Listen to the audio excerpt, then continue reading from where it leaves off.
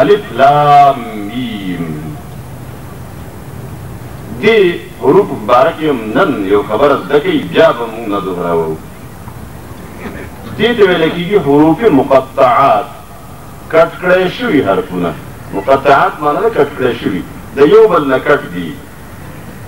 او کټ داسې دي چې الف جدا حرف دی، لام جدا حرف دی، میم جدا حرف دی. او په هره ژبه کې، یوازې په عربي ژبه کې نه، په هره ژبه کې د حرف څه معنا نه وي. په اردو کې او په عربي کې د الف با تا سا څه معنا نشته دی، د الف هېڅ معنا نشته دی، د با هېڅ معنا نشته دی، نه د تا معنا شته دی، نه د جیم معنا شته دی.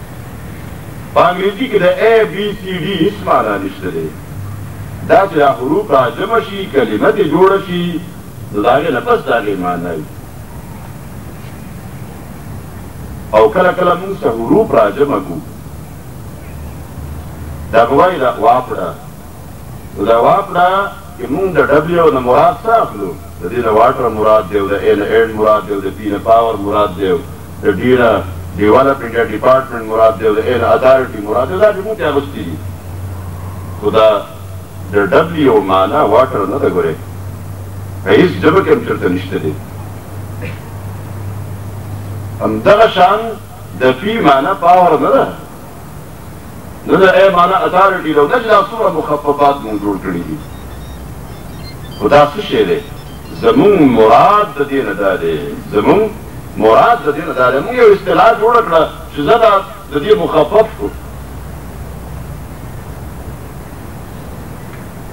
همدغه شان په عربي ژبه کې دا حروفو معنا نشته دی، نو د دې حروفو هم معنا نشته دی.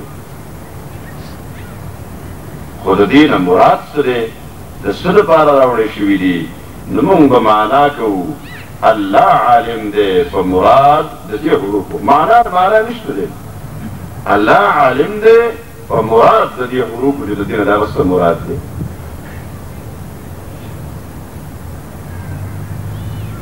او بیا د دې د مراد په باره کې څه مراد دی چې د دې په مراد الله پوهېږي، موږ نه پوهېږو. نو سوال راځي که نه چې دا بیا په دې قرآن کې راوړي ولې دي؟ په مراد یې موږ پوهېږو نه، نو داسې زیات دي، خو نه شیخونه ښکاري. داسې خبره نه ده. د عربو ماهرینو، فصحاو، بلغاو دا سوال نو کړی. زمونږ په ذهن کې خو پیدا کېږي، موږ د ژبې ماهرین نه یو. خو هغوی دا سوال نو کړل. د هغې وجه دا وه چې د هغه زمانې یو دستور و د شعراو، د فصیح او د بلیغ خلکو، چې هغوی به کله خپل داسې کلام جوړول، داسې حروف به پکې راوړل، او د هغوی ماهرین به په دې پوهېدل، بیا معنا به بیان کړه، د هغې مطلب به مراد به بیان کړو. دې مراد دا دی. یو خاص اصطلاح وه، او ډېر اصطلاحات داسې چې همدغه الفاظ استعمالیږي. که تاسو وکړئ دا فوج بعضې الفاظ استعمالوي، سپورټ ورډز استعمالیږي، موږ پرې نه پوهېږو، خو د هغې ماهرین پرې پوهېږي. الله تبارک وتعالی په خپل کلام کې دقه شان څه الفاظ نازل کړل. حروف، دا حروف چا د دې معنا بیان نه کړی شوه، خو چا سوال هم ونه کړی شو، سوال یې ونه کړو. موږ د دې باندې مفسرینو وخت لګولی دی، 2 3 4 5 صفحې پاڼې ډکې په دې باندې کې لیکل وکړي. د دې مطلب دا دی، د دې مطلب دا دی، د الف معنا الله، د لام باندې جبریل، او میم باندې محمد صلی الله علیه وسلم، او بیا دا کتاب د الله د طرف نه د جبریل په ذریعه باندې په حضرت محمد صلی الله علیه وسلم نازل شوی دی. بیا یو بل مطلب دی، بیا یو بل دی. یو ګنټه مطالعه چې وکړي، نو اخره کې ورته دی په خپله ووایي. خو حتی خبره دا ده چې الله عالم دی په مراد د دې حروفو. نو موږ د اول نه دا وایو چې الله عالم دی په مراد د دې حروفو، او په دې خبرو وخت نه ضایع کړو. ذلک الکتاب لا ریب فیه، دا هغه کتاب دی چې نشته دی هېڅ شک په دې کې. د دې آیتونو لفظي ترجمه اول پوره واورئ تاسو. ذلک الکتاب، دا هغه کتاب دی لا ریبه چې نشته دی هېڅ شک فیه په دې کې، هدن هدایت دی، للمتقین د پاره د متقیانو، د پاره د پرهیزګارانو.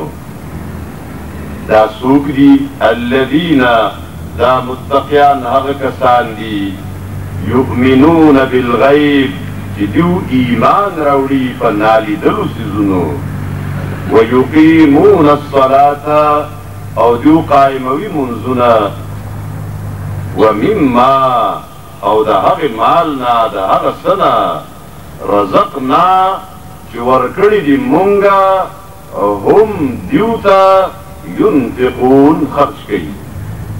ترجمه یو ځل بیا واورئ د دې جملې ومما او دا هغه څه نه رزقنا چې ورکړي دي مونږه هم دیو ته ينفقون خرج کوي. والذین او دا متقیان هغه کسان دي یؤمنون چې دیو ایمان راوړي بما په هغه کتاب انزل چې نازل کړی شوی دی الیک تا ته ای پیغمبره وما او په هغه څه باندې په هغه کتابونو او صحیفو انزل چې نازل کړی شوي دي من قبلک مخکې ستا نه وبالآخرة او په آخرت باندې هم یوقنون دیو یقین کوي. اولئک دا کسان علی هدى من ربهم اولئک دا کسان یعنی دا کسان چې موصوف دي په دې صفتونو چې دا پنځه صفات ورپکې دي علی هدى من ربهم په هدایت دي د دیو د رب د طرفنا واولئک او دا کسان هم المفلحون هم دیو کامیاب دي. ګورئ ذلک الکتاب لا ریب فیه مونږ معنا وکړه دا هغه کتاب دی چې په دې کې څه شک نشته دی. په دې عربي کې دا قرآن عربي کې دی نو کېدای شي عربي ژبه کې هم تاسو لږ لږ مهارت پیدا شي. یو لفظ راځي هذا او یو دی ذالکه. هذا معنا زه هذا کتاب نو هذا معنا دا شی هر شی زما لازم وکړم دا د نږدې لپاره راځي او زه ذالکه هغه لرې لپاره ذالکه راځي د نږدې لپاره هذا او د لرې لپاره ذالکه. دلته کتاب زمونږ مخې ته پروت دی او الله فرمایي ذالک الکتاب ذالکه خو د لرې لپاره راځي. نو دا خبره تاسو سره زده کوي دا لرېوالی دوه قسمه وي. یو لرېوالی د فاصلې د مسافت بعد د مسافت او یو لرېوالی او بعد د مرتبې. نو دلته مسافت او د فاصلې لرېوالی خو نشته فاصله خو مونږ ته نږدې کلام راته مخې ته پروت دی خو د مرتبې لرېوالی مراد دی د ده مرتبه ډېره اوچته ده. نو مونږ معنا وکړله دا هغه کتاب دی. کله کله مونږ وایو که یو سړي په باره کې مونږ وایو دا هغه سړی دی سړی خدای یې خواته ناست دی مونږ وایي دا هغه سړی دی چې پلانی کار یې کړی و پلاني وخت یې دا کړي و دا یې کړي و.